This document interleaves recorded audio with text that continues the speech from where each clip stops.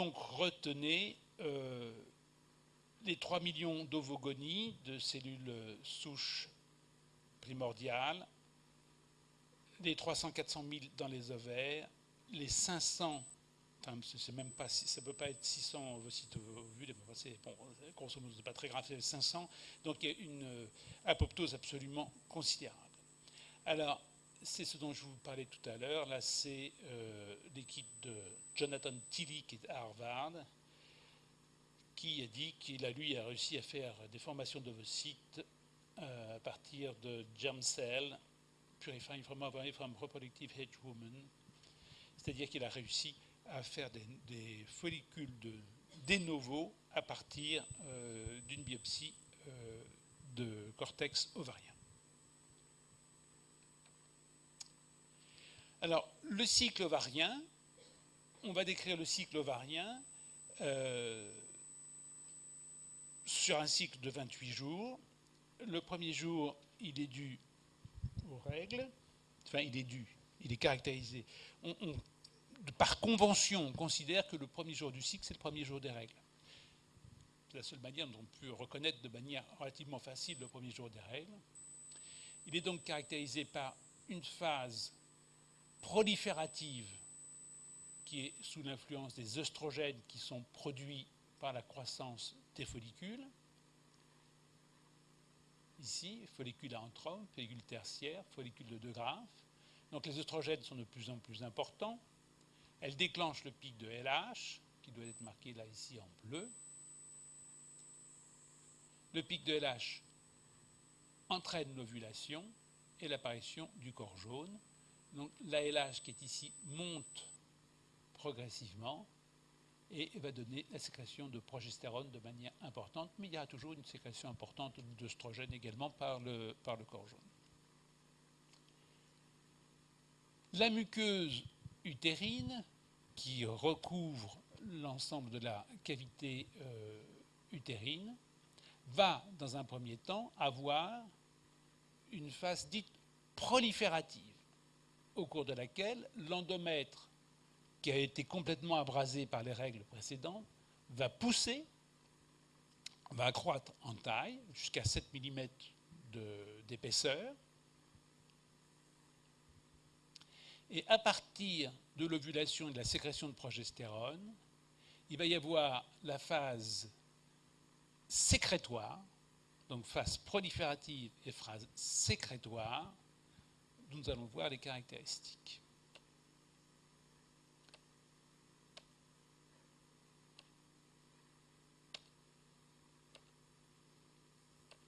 Ça, je vous ai déjà parlé pas mal de l'AMP. Vous avez simplement on peut commenter simplement cette image en haut. Quand vous avez l'échographe qui est en position vaginale, vous voyez que les ovaires sont tout juste de l'autre côté de la paroi postérieure du vagin, et donc on peut voir sur les images d'échographie tous les follicules qui ont été sauvés de l'atrésie par la stimulation hormonale. Donc on fait bien sûr une anesthésie locale dans le fond du vagin, on passe au travers et on peut venir sous monitorage échographique ponctionner tous ces follicules. Donc les gynécos aspirent les follicules, le contenu folliculaire qu'ils voient, et ils envoient aux biologistes la seringue dans laquelle ils vont retrouver le cumulus. Alors le cumulus, il apparaît comme celui-ci, voilà, comme ça. Il apparaît comme ça. C'est-à-dire qu'il y a une espèce de petite structure d'acide hyaluronique qui tient les cellules folliculaires les unes contre les autres et toutes autour de la zone pellucide, enfin de la corona radiata et de la zone pellucide. Donc il y a toutes les cellules folliculaires restent de manière relativement compacte autour de l'ovocyte, toutes les cellules du cumulus. Plus l'ovocyte est mature, plus la trame d'acide hyaluronique commence à se distendre, et donc plus ce cumulus est expansé. Je vous vois bailler là. Plus le cumulus est expansé, plus on sait que l'ovocyte qui est contenu est mature. Si au contraire on a un cumulus qui est très compact et qui est resté très compact, etc., ça voudra dire que l'ovocyte à l'intérieur n'est probablement pas très très mature non plus. Alors, il y a une finalité qui est assez simple, il faut que les spermatozoïdes puissent passer au travers. Donc il est clair que si c'est complètement compact, ils n'y arriveront pas. Les trompes. Donc c'est des conduits musculo-élastiques.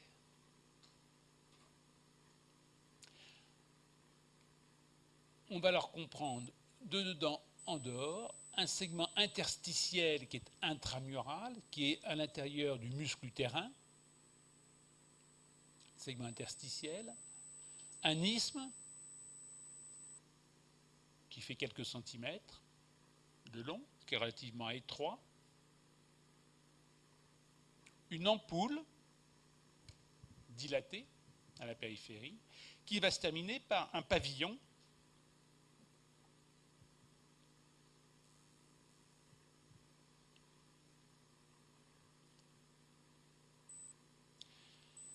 lequel va avoir des petites franges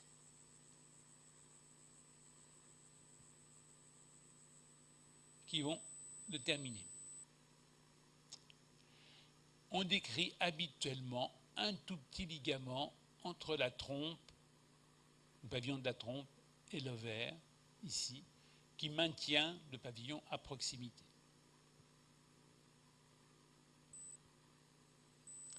L'orifice de la trompe à l'intérieur de la cavité utérine s'appelle l'ostium.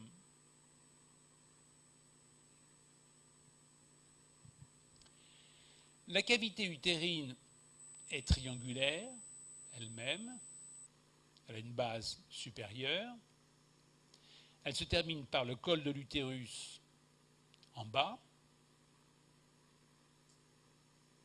et elle est aplatie avec une face antérieure, une face postérieure. L'utérus a une forme un petit peu périforme, mais aplati, il n'est pas symétrique dans tous ses diamètres, il est aplati d'avant en arrière. Donc c'est vraiment une cavité qui est triangulaire, qui n'est pas conique, qui est vraiment triangulaire avec une base supérieure et un sommet en bas. Alors quand une femme vient consulter pour infertilité, une des choses que l'on fait, que pas une obligation, mais qui peut être faite, c'est l'hystérosalpingographie, qui nous permet de nous assurer de la perméabilité de tous les conduits. Vous avez deviné que les spermatozoïdes vont passer par le col de l'utérus, après avoir été déposés dans le vagin au cours des rapports sexuels. Les spermatos vont monter par le biais de la glaire, vont monter directement dans la cavité utérine et vont passer dans les trompes pour venir féconder l'ovule dans le pavillon de la trompe. Vous savez ça, hein? Et l'embryon mettra 5 jours à revenir dans la cavité utérine.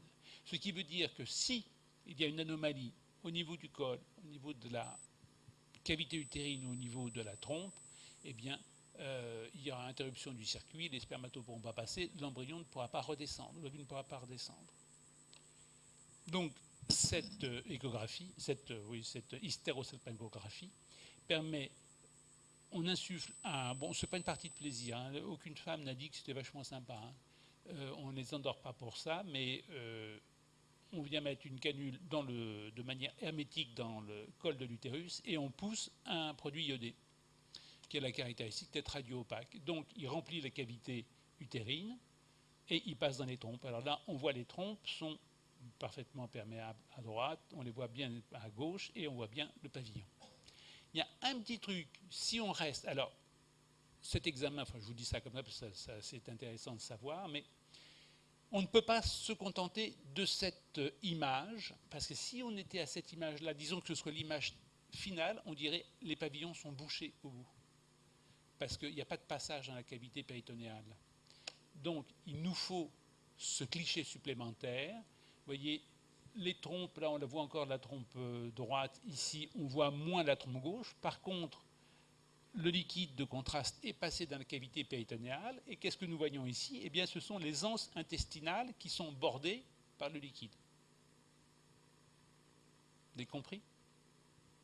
Ce sont les os intestinaux. Donc, il nous faut, pour être absolument certain de la perméabilité des trompes, et notamment du pavillon, il nous faut cette image de dispersion du produit de contraste à l'intérieur de la cavité péritonéale. Donc, le plus souvent, ça moule les os intestinales qui se trouvent là. Donc, voilà la manière dont on va pouvoir avoir notre trompe utérine. Cette trompe utérine est un conduit musculo-élastique qui est recouvert en verre par le péritoine. Le péritoine qui se continue ici par le mésosalpinx, c'est-à-dire l'accolement des deux feuillets péritonéaux qui ont contourné notre trompe. Alors, on lui trouve de la périphérie vers l'intérieur une séreuse. La séreuse, c'est le péritoine. Une musculeuse qui est relativement fine, mais qui a un élément extrêmement important. Elle est douée d'une activité contractile autonome, mais cette activité contractile autonome est sensible à la progestérone et le mouvement est inversé dans la deuxième partie du cycle sous l'effet de la progestérone. Ce qui est un truc important. Vous savez que les spermatozoïdes montent extrêmement rapidement. Habituellement, je fais toujours un concours pour savoir si vous savez la vitesse à laquelle les spermatos... Vous savez, la vitesse des spermatos monte dans la trompe. Tu sais? Tu as une idée? Je crois que je dis en PCM1. Hein. Si tu n'as pas été en PCM1, tu as été en PCM1, non? Tu sais en combien de temps les spermatos arrivent dans le pavillon de la trompe? Vous avez oublié? Hein? Combien? 6 heures. Qui dit plus, qui dit moins? Levez le main. Qui dit plus? Non. Qui dit moins? Ah oui, c'est pas mal, oui. Pas mal. Ils arrivent en 1 heure. Ils arrivent en 1 heure. Donc, ils se magnent. Hein. Alors, comme ils se déplacent à la vitesse de quelques microns à la seconde, pensez bien qu'ils n'y arrivent pas tout seuls en 1 heure. L'orgasme féminin est un élément important du péristaltisme utérin qui fait passer les spermatos à toute pompe dans la cavité, il traverse à toute pompe la cavité utérine, et le péristaltisme des trompes emmène les spermatos, enfin aide les spermatos à aller dans le pavillon de la trompe. Ils sont rendus en 1 heure. Par contre, attention, ils y restent longtemps. Hein. Ils sont assez tricky, les spermatos. Vous savez combien de temps ils restent dans le pavillon de la trompe? Combien? Allez, 10 heures. Je dis 10 heures. Qui dit plus? Qui dit moins? Ouais, il reste 2 jours. 2 jours. Mais ils y vont très rapidement. Et l'intérêt de l'inversion du péristaltisme, c'est bien sûr, le péristaltisme emmène les spermatos dans le pavillon, mais il faut qu'ils ramènent ensuite l'embryon dans la cavité utérine. La progestérone inverse le péristaltisme tubaire. Et quand au tout début, on a utilisé les antiprogestérones, le RU486, la mifepristone, vous savez, c'est l'hormone qui induit, qui bloque la progestérone, donc qui induit des avortements. Et bien, quand on a donné, pour vous, c'est l'histoire ancienne, moi c'est ma thèse, j'ai fait ma thèse dessus. Quand on a donné de la progestérone, on a eu des grossesses extra-utérines parce qu'on a bloqué le retour embryonnaire dans la cavité utérine. Donc c'est une des caractéristiques qu'il y avait. Okay. Et alors, il y a une muqueuse qui est extrêmement grande,